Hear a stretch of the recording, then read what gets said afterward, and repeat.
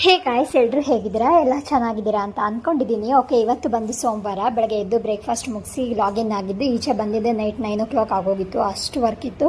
So ಅದು ಬಂದಾದಮೇಲೆ mummy ನಾಳೆ ಬೆಳಗ್ಗೆಗೆ ಬಿಸಿಬೇಳೆ ಬಾತ್ ಬೇಕು ಅಂದರೆ ನೆಕ್ಸ್ಟ್ ಡೇಗೆ ಬಿಸಿಬೇಳೆ ಬಾತ್ ಮಾಡ್ತೀನಿ, ರೆಡಿ ಮಾಡು ಅಂದಿದ್ರು. ಅದೆಲ್ಲ ರೆಡಿ ಮಾಡಾದಮೇಲೆ ಫೇಸ್ ಪ್ಯಾಕ್ ಎಲ್ಲ ಹಾಕ್ಕೊಂಡು ಸ್ವಲ್ಪ ಹೊತ್ತು ಚೆನ್ನಾಗಿ ಚಿಲ್ ಮಾಡಿ ಆಮೇಲೆ ಡಿನ್ನರ್ ಮಾಡಿ ಅವತ್ತಿನ ಡೇನ ಎಂಡ್ ಮಾಡಿದ್ದಾಯಿತು. ಇದು ನೆಕ್ಸ್ಟ್ ಡೇ ಅಂತ ಅಂದರೆ ಟ್ಯೂಸ್ಡೇ ಅಂದರೆ ಮಂಗಳವಾರ ಬೆಳಗ್ಗೆ ಎದ್ದು ಬ್ರೇಕ್ಫಾಸ್ಟ್ನ ಮುಗಿಸಿ ಅಂದರೆ ಅಮ್ಮ ಮಾಡಿ ಬಿಸಿಬೇಳೆ ಬಾತ್ ಪೌಡ್ರಲ್ಲಿ ಬಿಸಿಬೇಳೆ ಬಾತ್ ಮಾಡಿದ್ರು. ಅದನ್ನೆಲ್ಲ ತಿಂದಾದ್ಮೇಲೆ ಆಫ್ಟರ್ನೂನ್ಗೆ ಯಾಕೋ KFC ತಿನ್ನಬೇಕು ಅಂತ ಅನ್ನಿಸ್ತಾ ಇತ್ತು.